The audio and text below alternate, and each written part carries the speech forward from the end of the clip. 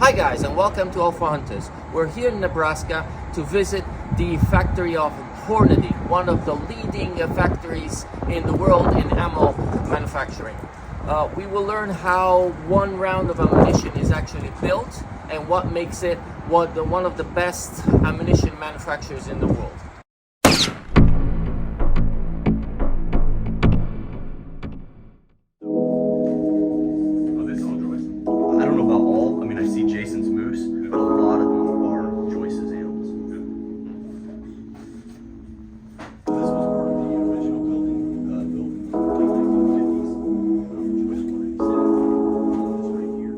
Most of the trophies and the taxidermy that we see here have been hunted by Joyce Hornady.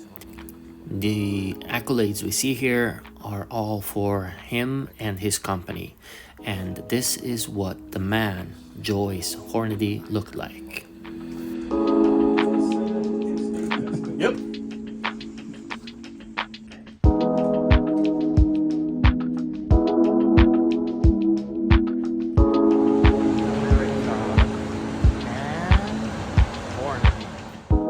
So this facility was built after the original building in the late 1950s. This was built around the 2010 or 11 time frame, and it's got amazing taxidermy all the way around 360 degrees with various species. And right now this is where our sales account managers sit. We also have some marketing folks that sit here, as well as some safety and compliance. But a really nice area, a lot of things happen here, a lot of decisions made in this one room. So up until just a few years ago, all of Hornady ammunition was loaded and shipped and packaged in this one room. And you'll see it doesn't look like much. Right now, this houses our engineering staff, and that's very much a think tank. We've got a team of great engineers. And as you'll see throughout the tour, when we get to our new ammunition facility, our new area of packaging and distribution, that it's just amazing that we were able to do so well in this one room based on the scale of what we have now. So this area here is our rebuild area. So a lot of the machines that we use today are actually very old. A lot of the machines are World War I or World War II vintage. Now these frames are big and robust and they really don't wear out, but it's what's inside the machine that makes the product. And that's what we do here. We design, engineer and machine the parts to go inside these big machines so that they make, whether that be bullets or for ammo or for cartridge cases. This is our rebuild area where all of that happens.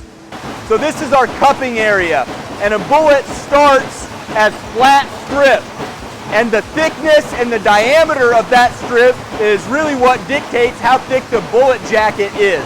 And so we have various degrees of thickness and width, and we'll punch that into a circle, and then we will punch that circle disc into a cup.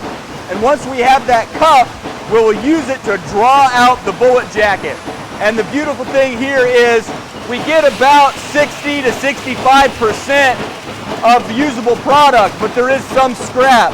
So the scrap is collected and sent back to our vendor, and then recycled and sent back to us so we can make more cups.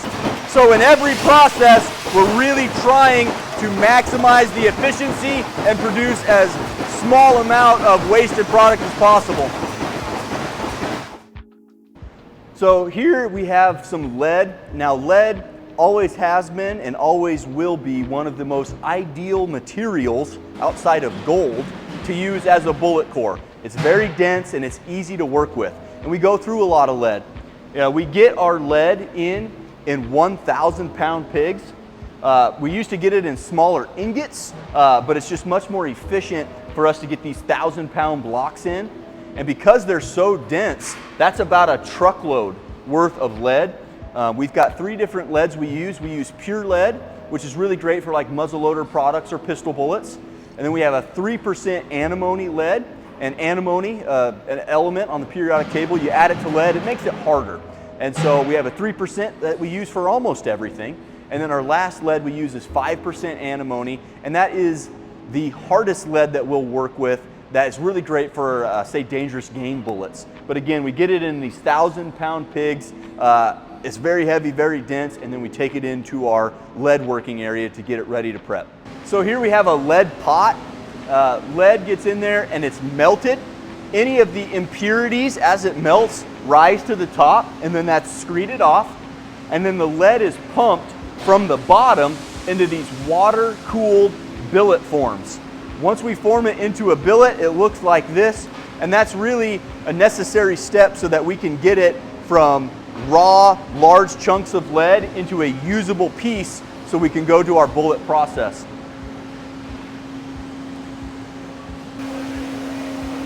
So we're here at a lead extruder. Now we took those billets that we just pumped and they're loaded into the die and punch. And with sheer hydraulic force, we will push that lead billet through a die. We have several diameters of die, more than what's shown here, but that lead will be pushed through the die and come out of the top of the machine as a lead rope. That lead rope is a very specific diameter, and it is spooled up so that it can be taken to a header to get ready to be put inside of a bullet. What you have here is a Waterbury ferrule transfer press. This is just like the press Joyce Hornady bought in 1949, and it is making a bullet through a draw process. This particular press is loading 140 grain ELD match bullets, and it does it through a 4-draw process. We pinch off the extra material, we seat that lead core, we form a boat tail if there is one, and we start to form the ogive, and then we insert the tip and give it our final finish, and it's coming out a bullet. Right now it's running at 54 strokes a minute. There's the cups that came from our cupping room, very specific diameter and thickness, and those are fed up into the press, and then they're coming out as a finished product right there.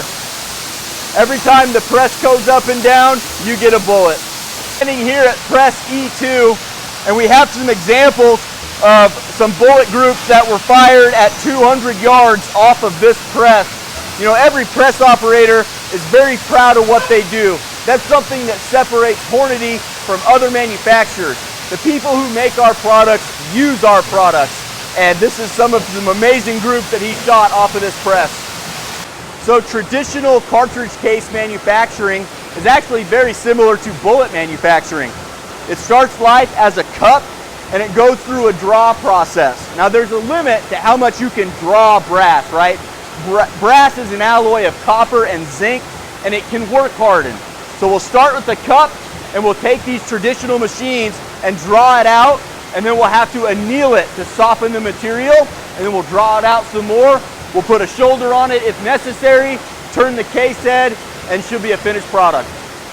So we're continuing to draw out that process from the cup, and every time we draw it, the piece of brass gets a little bit longer, and we'll get it to a point where we'll need to trim it and start to form the shoulder. This process is rather long because of how it work hardens. You have to soften it through annealing, but it's this back and forth that creates really consistent cartridge cases. So here we're at one of our annealing machines. This is an incredibly important process in the formation of cartridge cases. If you don't get it properly annealed, it will be brittle or it will be overly soft. So it's incredibly important to anneal it at the right time and to the right temperature to get really consistent cartridge cases. So at this machine we're doing plug and taper. So up until this point the brass has been a straight wall. This is the process where we systematically put the shoulder and the neck on the cartridge case so your finished product looks like exactly what your cartridge case should. So we're down in here in our ballistics lab. This is an underground tunnel. When the main facility was built in the late 1950s, it was just a natural extension to want to build an underground test facility to rule out any environmental errors. So we have a 100 and 200 yard test bay, which we're at right now. We also have a 25 yard test bay. In the 100 and 200 yard side, that's where we test our bullets for accuracy. Because we can make the best bullet with the most efficient design, but it doesn't matter if you don't hit what you're aiming at. So we really test our products to the nth degree to make sure we're making the most accurate bullets that we possibly can, and it all gets done right here. So this facility is the 25-yard side of our underground test facility. And it's really important to keep in mind as you're walking through and touring this side of things, keep that in mind, because what I'm about to show you in our expansion that we've done in the last few years, we have a state-of-the-art ballistics lab. This is where all of our factory ammunition used to be tested for pressure and for velocity. And this is also where all of the reloading data for our handbook has been developed. Again, we now have that new facility a few miles away, but this facility still gets used. We still have a piezoelectric pressure reading system. We have a universal receiver, so we can do pressure testing here if necessary. Largely, we use this side of the bay for shooting gel or shooting wax or bore sighting rifles or zeroing a red dot, something along those lines. Still gets used very, very often, but you know, in context to what we have now for facilities, this is almost comical how small it is, and it's really impressive how much ammo and the quality of ammo we were able to manufacture before we had our new facility that all flowed through this one side of the test bay. This is air actuated, so everything is hands off. No human hands touch the barrel, so there's no pulling or tweaking or anything else. Step outside of the room, fire the cartridge, come back in, reload. Everything is caught on camera, well, basically from our sound devices that are downrange. Here's my finished cartridge case. Now, it may or may not have gone through plug and taper. This is a 38 special, so it's not, but what's happening here is I'm feeding the cartridge case in. It's coming in the back there.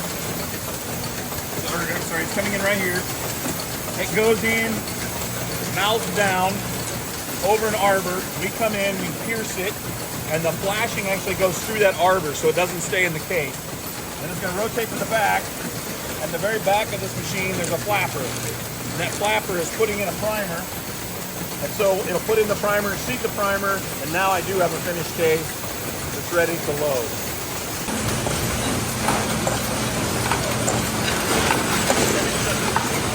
All right.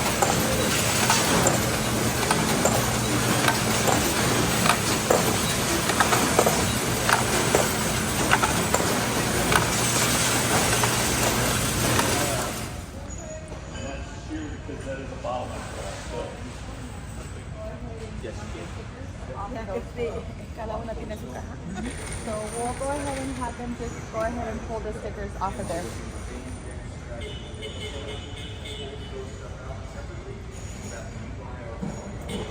So I'll go ahead and I'll call them right now.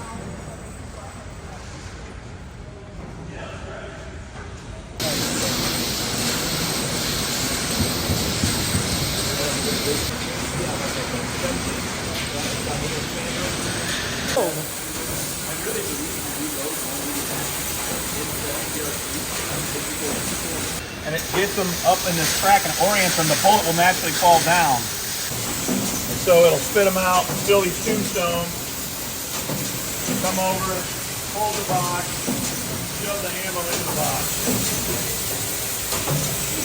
This is basically a packaging machine. We work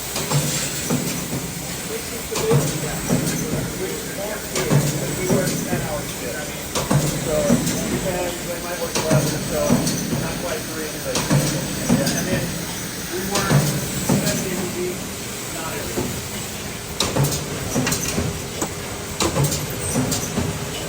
This machine does a pull test and a push test to see if the bullet is seated and if eventually it gets inside the case or it gets pulled out of the case. And it's a machine that Hornady built for testing this. How are you? Good. So the way this building works is half of it is warehouse. So this is all warehouse and shipping. We do ship all our tool products and our security products out of this facility. And then everything on this end is all production. And we're kind of walking in at the tail end of production. But what is happening here is this is an assembly line. And when we moved out here from over there, we were able to upgrade our ability to manufacture. It used to be we'd have one person in a corner putting together a press. Well, now they flow through like an automobile does, and we can move material in and out to make it easier for them to assemble. So we caught them, of course, right at lunch.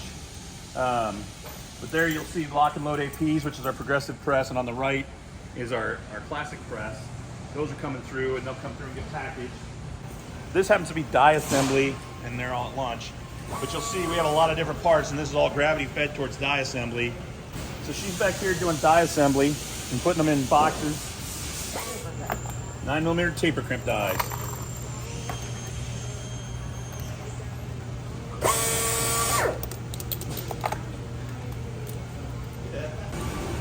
What's going on?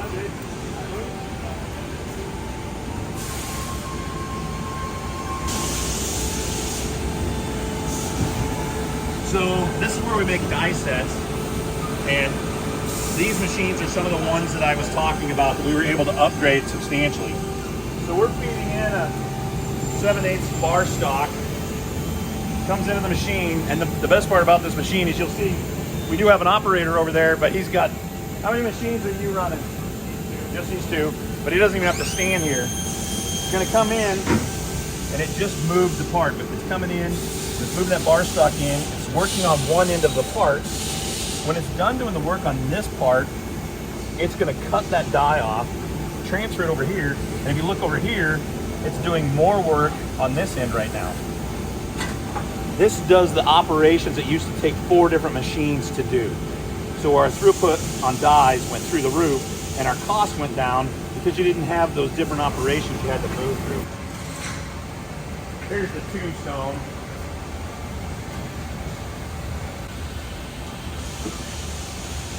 Come out. A little bit more of a workout than I planned on, Seth. Yeah, no kidding. Take the spring out, you got a lot more. And to my point, Take the spring out, you got a lot more. Here we go.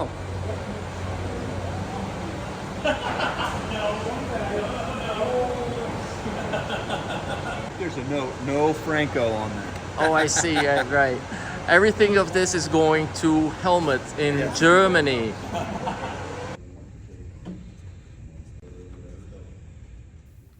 A bird's eye view of Hornady's warehouse and shipping quarters. Yeah, Jody's got the biggest office. There's a lot of bullets, huh? Yep. These are all bullets. Yeah, so the bottom, the big boxes are primed cartridge cases. These Bullets. flats are bullets. So there's a weight restriction on those flats. So each flat can hold, I think it's 70 pounds worth of bullets. So each box will hold somewhere between 4,000 and several hundred bullets, depending on what projectile. We're talking about billions of bullets in here. I honestly have no idea. Jason might know an idea of how many bullets are in here, but it's a lot. It's a lot. And the bigger boxes are cartridge cases. get a request to go get product. They don't even know who they're picking it for. So they'll come and grab the product, scan it, and then they'll bring it over to the conveyor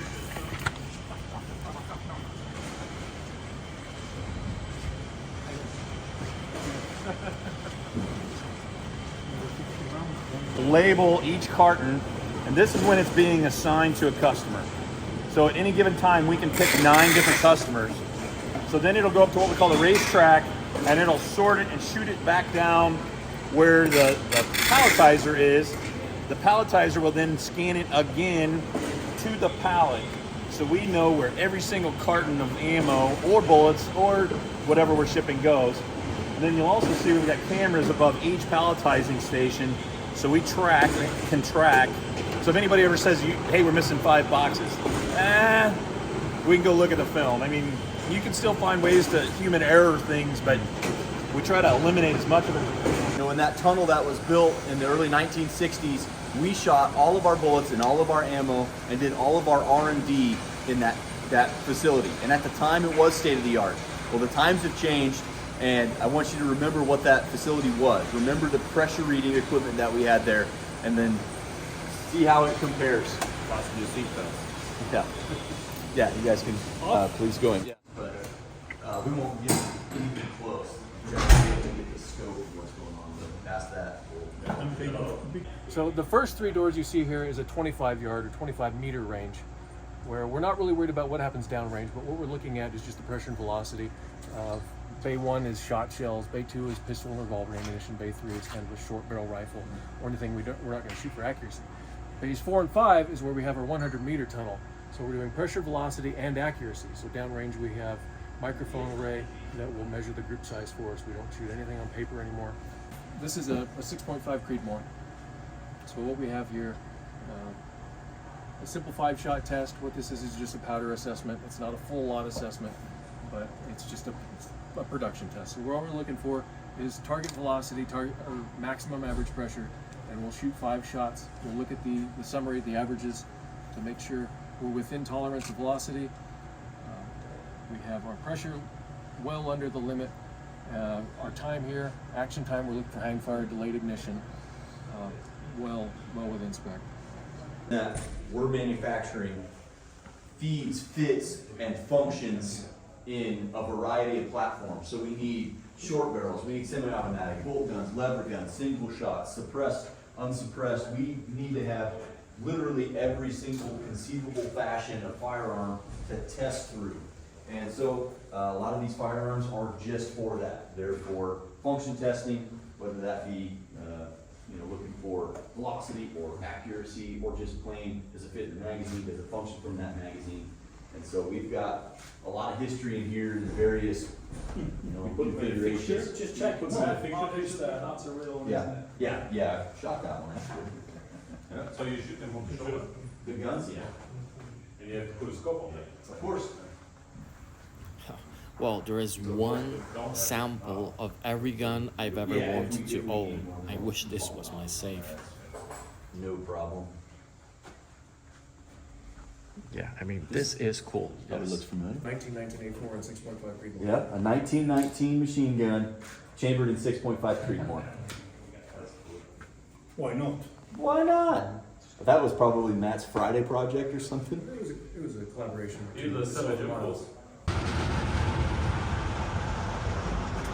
Oh yeah. Say again? Everybody in here shot one of these, right? I've shot that one. Have you? Yeah, I All can right. remember it 12 years ago. Okay. It is open bolt submachine gun, a 45 caliber. The bolt is back. When you fire it, pull the trigger. The bolt goes forward and fires. So front grip, Freeze up? tight against the shoulder. Yeah, we'll freeze ammo. You just have to shoot in bursts or long strings. It got has another a one out there. fairly moderate rate of fire. It's a little fast, but